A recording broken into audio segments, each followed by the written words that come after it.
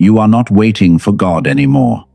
There is a real possibility that God has been waiting for your decision. Chosen one, before you turn that sentence into another prophecy, hear it carefully. Level 777 is not a secret rank in heaven. It is a threshold. It is the point where preparation can quietly become delay. Some part of you already knows what I mean. There is a decision you keep revisiting. A conversation you know must happen. Work you know must begin. A boundary you know must hold. You may not feel ready, but the old version of your life no longer feels honest. That tension matters. It may mean you are standing at a threshold, not at another beginning. The most important word here is not 777. It is finally. What was finally completed was not perfection. It was not a competition. Something quieter happened. You stopped needing one more sign before becoming responsible for what you already knew. And that changes the meaning of waiting. Before this message is over, you will understand three things. You will see the trap that can turn discernment into delay. You will see why more information can make a sincere person less clear. And you will discover the gap between receiving truth and having a mind prepared to turn that truth into a decision. Here is your first clue. If you keep returning to the same question but the answer barely changes, your problem may no longer be lack of guidance. Your problem may be that action has become more frightening than uncertainty. That is not condemnation. It is information, and information becomes powerful when you know what to do with it. Think about the last 7 days. Did you reopen a decision you had already made? Did you ask someone else to confirm what you already felt? Did you delay one honest conversation because you wanted a perfect moment? Did you consume another message about purpose instead of taking one small step toward yours? These habits can keep a person in preparation after preparation has done its job. This is where level 777 becomes useful as a symbol. Below the threshold, the question is this for me? Above it, the question becomes, if this is mine to carry, what does responsible action look like today? That is a small change in language, but it creates a massive change in behavior. One question seeks permission. The other asks you to steward what you know. And there is another layer. You can be spiritually clear and still feel mentally foggy. You can know what matters and still lose hours to distraction. You can feel conviction at night and wake up unable to hold the same clarity in the morning. That contradiction does not automatically mean you lost alignment. It may mean there is more than one obstacle in front of you. Later, we will separate fear from fog. We will separate hesitation from overload. And we will look at why the condition of the receiver matters as much as the message you are trying to receive. But first, one question has to be answered.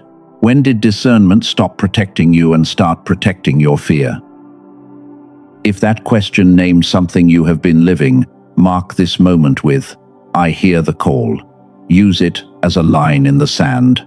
You should willing to examine what you already know and notice where uncertainty has been given too much authority. Because the next thing we uncover is uncomfortable, but freeing. The habit that once protected your calling may now be keeping you inside a level you already completed. Discernment was never the enemy. It may have saved you from choices that looked urgent but were not yours. But a gift can become a hiding place when you keep using it after the answer is already clear. This is the permission trap. You ask the same question again, not because the answer disappeared, but because the answer requires something from you. You ask for another sign. You ask another person. You reopen the journal. You revisit the prayer. You wait for a feeling that removes all risk. And every new round gives temporary relief, because delay feels safer than responsibility. The common explanation sounds spiritual. You tell yourself, maybe God has not released me yet. Maybe I need stronger confirmation. Maybe the timing is not right. Sometimes that is true. But sometimes the deeper truth is simpler. You already know enough to take the next honest step, And what you call discernment is now protecting you from the discomfort of action. That distinction matters. Real discernment produces increasing clarity, even when the answer is difficult. Fearful delay produces repeated questioning with almost no new information. The question keeps moving, but the answer does not.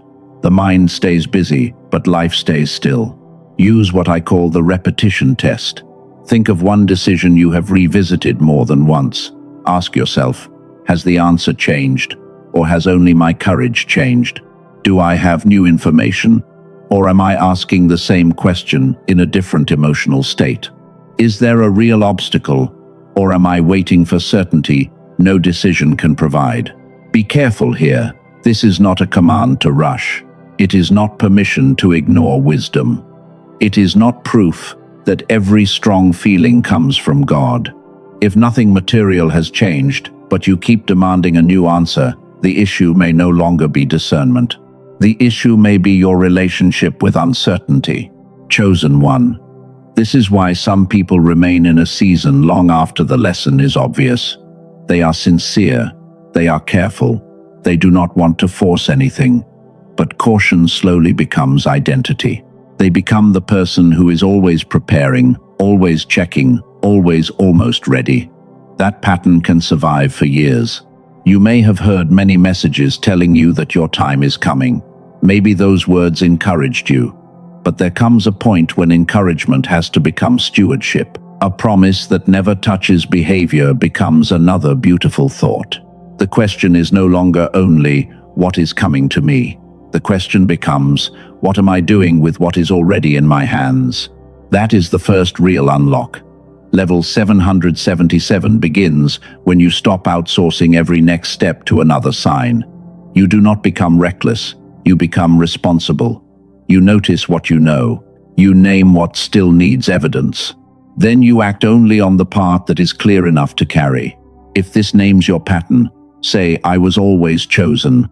Not because you are above anyone. Say it because you are done acting as though your life requires endless permission before one honest step can begin. You can respect mystery and still move with integrity. But fear is not the only reason a person gets stuck. There is another problem, and it can feel almost identical from the inside. You can be willing to move. You can know what to do, yet the mind carrying the decision feels scattered, slow, or strangely offline. That is where the next layer begins. There is another reason clarity can disappear, and it has nothing to do with your worth. You can know what matters. You can want to move. Then you sit down to act, and the mind feels crowded. Your attention keeps slipping away. Maybe you walk into a room and forget why you went there. You read the same paragraph 3 times. A familiar word disappears in the middle of a sentence. You open one tab, then another, and 40 minutes vanish. At night, the answer feels obvious. By morning, the same thought feels buried under noise. They assume the fog means resistance. They assume tiredness means they moved out of alignment. They assume distraction means something is blocking the path. Sometimes a spiritual interpretation may matter, but not every foggy hour needs a spiritual explanation. Your body matters, sleep matters, stress matters, attention matters, constant switching matters, unfinished tasks matter. When those pressures stack together, the condition from which you make decisions can change. The calling may still matter, while the mind carrying it becomes overloaded. That distinction can stop you blaming character for a condition that needs practical care. I call this the receiver gap. The message can be clear while the receiver is noisy. Think of a radio that cannot hold a signal. Turning the volume higher does not solve the problem. In the same way, adding more input does not always create more clarity when the system receiving that input is already crowded. This is why more prayer, more reading, more advice, and more inspiration can sometimes leave you feeling strangely less certain. The problem is timing. If your attention is fragmented, another message can become one more object for the mind to carry, instead of one more truth it can use. Try a simple 24-hour noise audit. Notice your sleep. Notice how often you switch screens. Notice how many unfinished tasks are pulling at your attention. Notice the conversations that keep replaying after they end. Notice how often you reach for new input before completing the action attached to the last insight. Do not judge what you find. Measure it.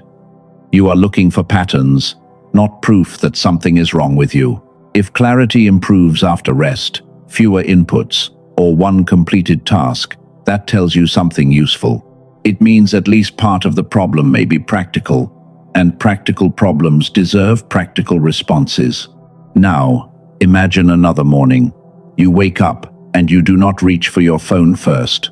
You know the one action that matters most. You begin before the noise gathers. You finish one meaningful thing before asking the world what it thinks. That kind of clarity does not make you superhuman. It simply gives conviction a cleaner place to land. And there is a reason I am asking you to notice the receiver now. Later, I will return to a line of research about how different parts of the brain coordinate information, and to a short auditory tool built around the idea of supporting that coordination. I am not naming it yet, because the tool only makes sense after you understand the problem it is meant to address. For now, keep the question open. What if part of the fog you have been treating as a spiritual mystery has a practical address? If that is true, then your next breakthrough may not require a louder message. It may require a clearer condition for receiving the message you already have. More input is not always more revelation. Sometimes it is just more noise. Chosen one. This is one of the hardest patterns to notice, because it can look like devotion from the outside. You listen to another message. You save another teaching. You write another page. You search for one more sentence that will finally make everything feel complete. None of those things are wrong, but they become a problem when information starts replacing integration. You can hear 4 powerful messages in one day and act on none of them. You can fill a journal with insight and still avoid the conversation that matters. You can feel deeply moved at night and repeat the same pattern the next morning. This is the effort paradox. When you feel stuck, your first instinct may be to add more. More prayer, more advice, more reading, more reflection. But if the receiver is already crowded, more input can create less clarity. You are not lacking sincerity. You may simply be asking a full system to carry one more thing. There is a difference between revelation consumption and revelation stewardship. Consumption asks, what else can I learn? Stewardship asks, what am I willing to do with what I already know? That second question is quieter. It is also harder, because it turns inspiration into responsibility. Use a simple practice called one truth, one move. When something lands deeply, do not immediately search for the next message. Attach one observable action to it. If the truth is about a boundary, send the honest message. If it is about your calling, write the first page. If it is about health, make the appointment. If it is about a relationship, begin the conversation. The move does not need to be dramatic. It needs to be specific. The purpose is to teach your mind that insight is not the finish line. Insight is the starting signal. When truth touches behavior, clarity becomes something you can test, refine, and trust. Notice your body for a moment. Where do you tighten when you imagine taking the action you already know about? Is it your jaw, your chest, your shoulders? Do not force the feeling away. Just notice where the resistance lives, and let that awareness tell you that the next step is no longer abstract. If this section is naming your pattern, say, I receive and move. Not because every thought deserves action. It does not. Say it because you are choosing to stop collecting insight as a substitute for living it. You can honor what you receive by giving it a place in your actual day. And this is where the deeper problem appears. Fear is not the final obstacle. The final obstacle is that insight can feel like progress, even when nothing has changed. You can become attached to the relief of understanding yourself. You can mistake recognition for completion. That is why the next threshold matters so much. Because level 777 is not unlocked when you understand the secret. It is unlocked when truth survives contact with ordinary life. The next question is simple. Why does knowing still fail to become movement? That question is where we are going next. Not into another promise, but into the exact bridge between seeing clearly, choosing specifically, and staying with the choice after the emotion fades. There is a gap between knowing and moving. Most people feel it, but few name it. Chosen one, you can understand your patterns with painful accuracy and still wake up inside the same routine. You can explain your fear. You can name your wound. You can know the next step, yet the life around you barely changes. That does not automatically mean you need a bigger breakthrough. Sometimes the hidden mechanism is simpler. Insight itself creates relief. The moment you understand why you feel stuck, the mind receives a small reward. You feel lighter. You feel hopeful. And because relief feels like progress, recognition can quietly be mistaken for completion. I call the answer the clarity to action bridge. It has 3 movements. See clearly, choose specifically, move consistently. If one movement is missing, the bridge stays incomplete. Clarity without choice becomes contemplation. Choice without movement becomes intention. Movement without consistency becomes another emotional beginning.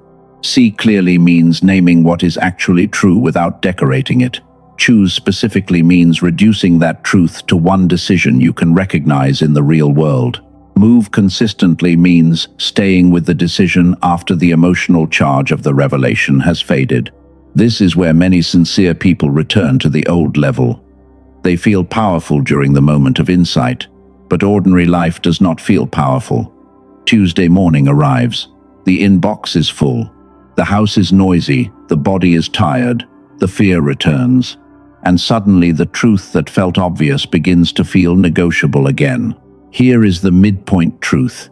You do not unlock level 777 because you learned a secret. You unlock it every time truth survives contact with Tuesday morning. That is stewardship. It is less dramatic than another sign, but far more transformative. Use one question when the emotion fades. What action would prove that I still believe what became clear to me yesterday? Keep the answer small enough to complete. Send the message. Protect the hour. Finish the page. Make the call. Decline the invitation. Begin before confidence arrives. If this is the threshold you are standing on, say, I move with clarity. Let the words mean something practical. You are not promising perfection. You are agreeing that truth deserves a behavior, not only a feeling.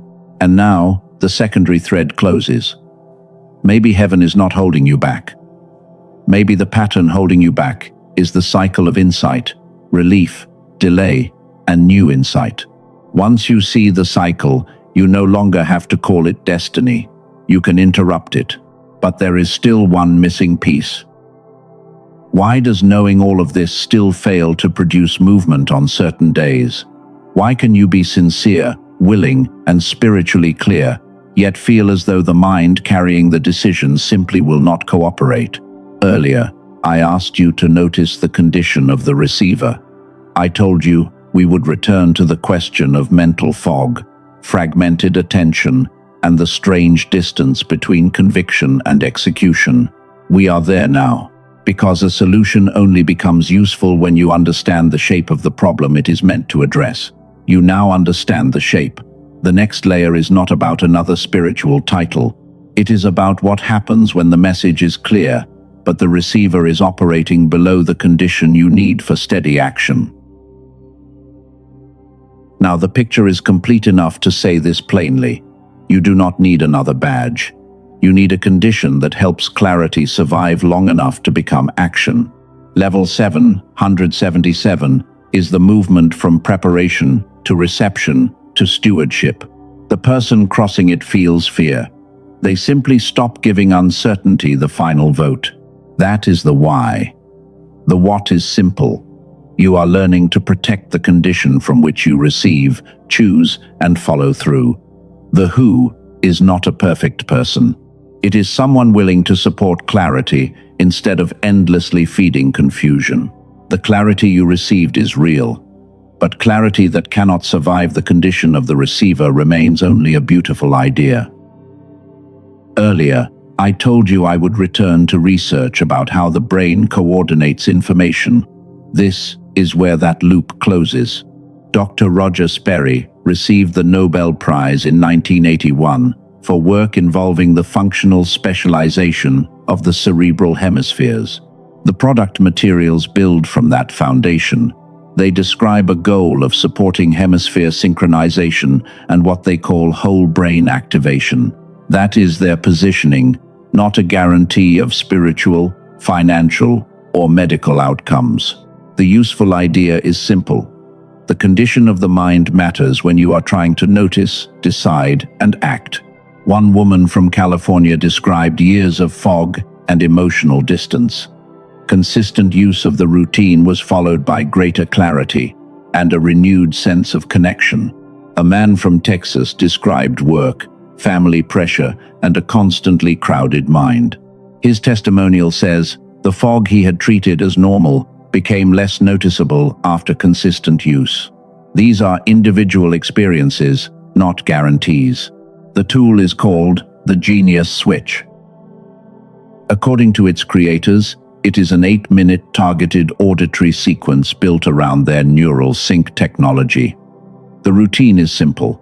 Put on headphones, close your eyes, relax, listen once a day.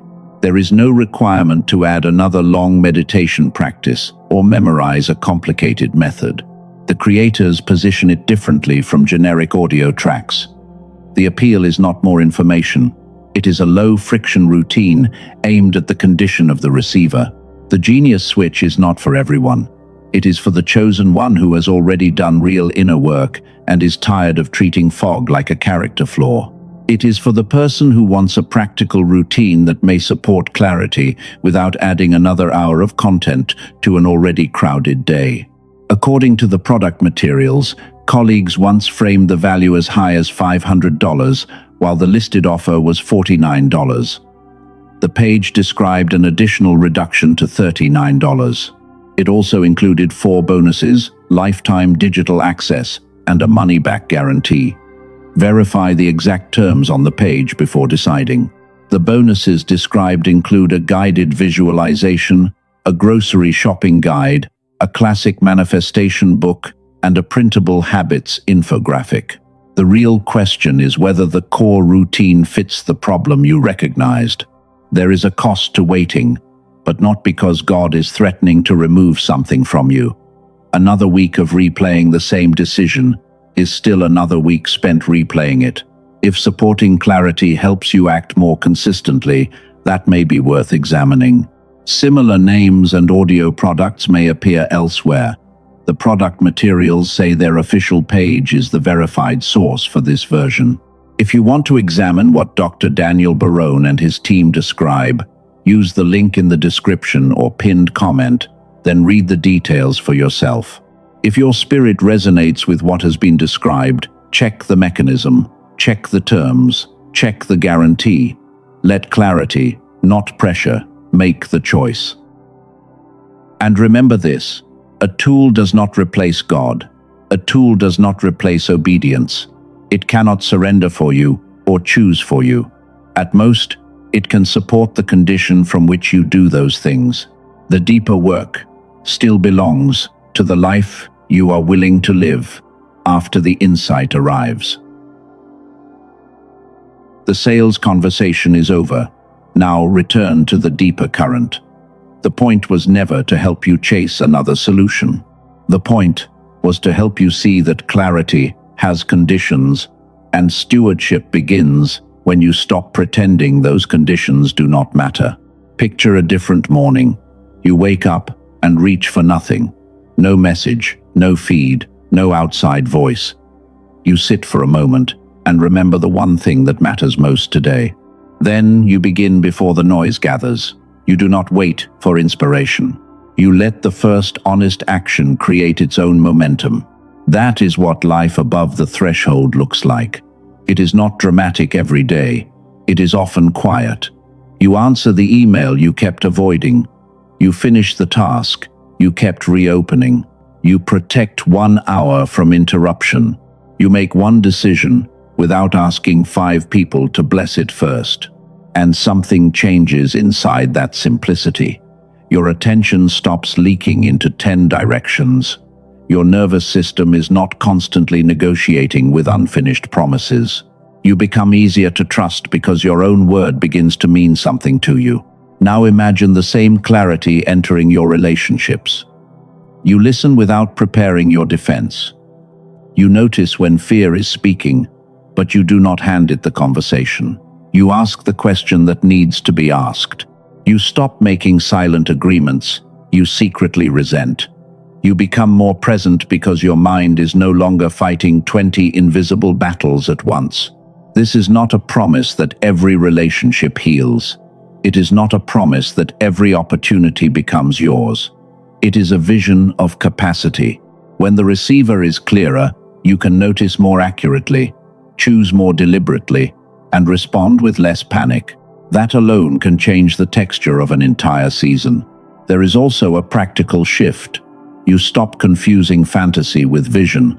A real vision creates a next step. A fantasy only creates a feeling. So when an opportunity appears, you do not immediately call it destiny. You ask what is true, what is required, and what responsible action looks like now.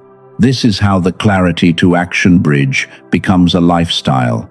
See clearly, choose specifically, move consistently. You do not need to perform all 3 perfectly.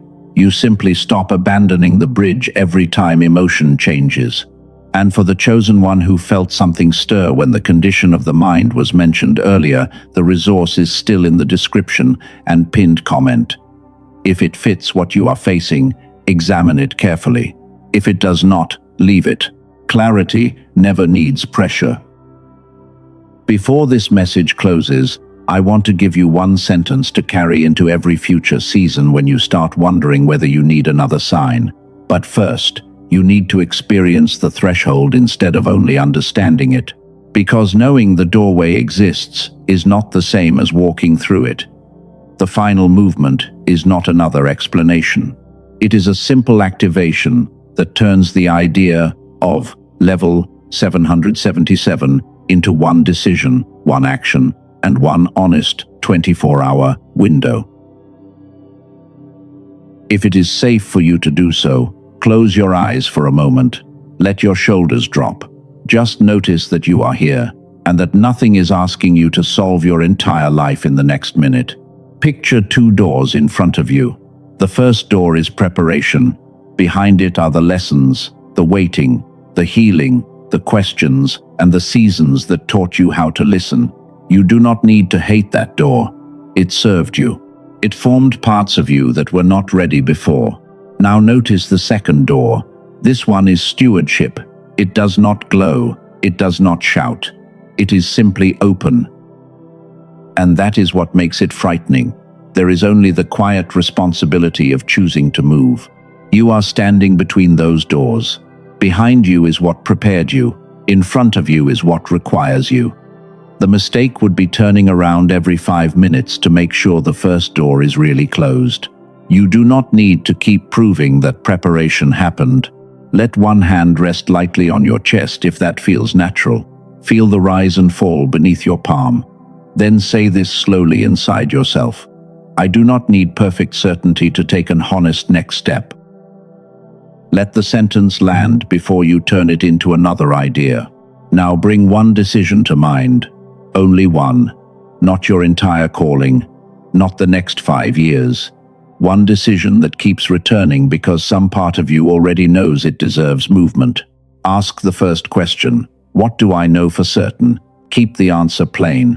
Maybe you know a conversation is overdue. Maybe you know a task needs to begin. Maybe you know a boundary cannot keep moving. Ask the second question. What action would make that knowledge visible? Your answer must be observable.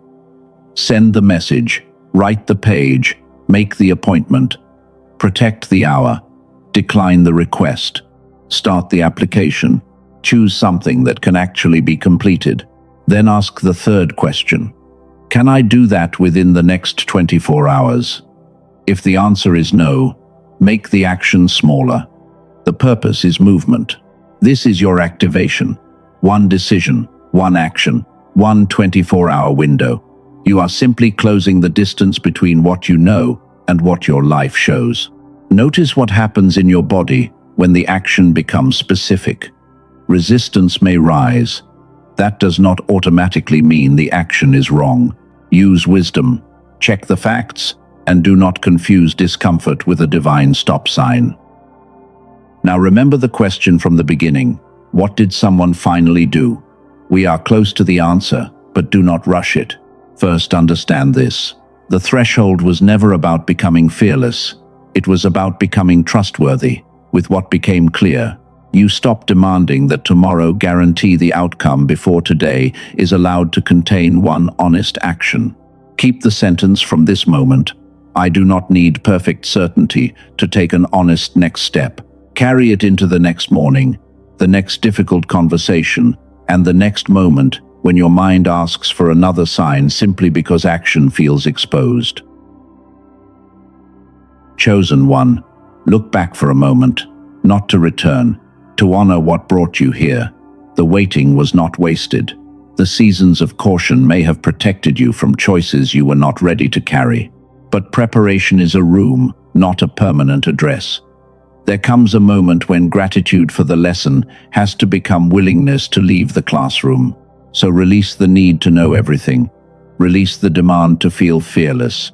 Release the habit of asking for one more confirmation after the answer has stopped changing. Release the habit of calling delay discernment when you know the difference. You do not need to shame the version of you that waited. Now we can close the question that has been open from the beginning. What did someone finally do? They finally stopped asking heaven to repeat what their life was already asking them to embody. That is the unlock. They became a steward. They let truth leave the world of beautiful ideas and enter calendars, conversations, boundaries, habits, and decisions. That is level 777. It is not a place above other people. It is a way of relating to what you know. You see clearly enough to name the truth. You choose specifically enough to know the next step. You move consistently enough for that truth to survive an ordinary day. And when the receiver feels noisy, you do not panic. You check the condition. You rest when rest is needed. You reduce noise when noise is the problem. This is the core of the entire message. You are not stuck simply because another sign has been withheld. Sometimes the real threshold is turning existing clarity into action by protecting the condition from which you receive, choose, and move. Now let the final declaration become simple. Say it because you are ready to hear your own voice agree with your next step. I am not waiting for perfect certainty. I am responsible for what I know. I receive with clarity. I move with courage. I steward what God has placed in my hands. I do not return to a level I have completed. If these words describe the decision you are making, mark the closing with sealed and sent. Let it mean that the message does not end as a feeling. Something specific leaves this moment with you. Tomorrow, uncertainty may speak again. That does not cancel what became clear today. Fear may return. That does not mean the door closed. You may need to revise a plan when new facts appear. The point is not rigid certainty. The point is faithful movement. You can remain prayerful without surrendering every decision back to fear. Chosen one, you do not need a louder ending. You need a quieter agreement. The season of endless permission seeking can end here. Let it be real. Let it be yours to take. What was preparation becomes stewardship. What was insight becomes movement. What was fear becomes something you can carry without obeying. And what once felt like a locked level becomes an open door you finally choose to walk through. Amen. It is sealed.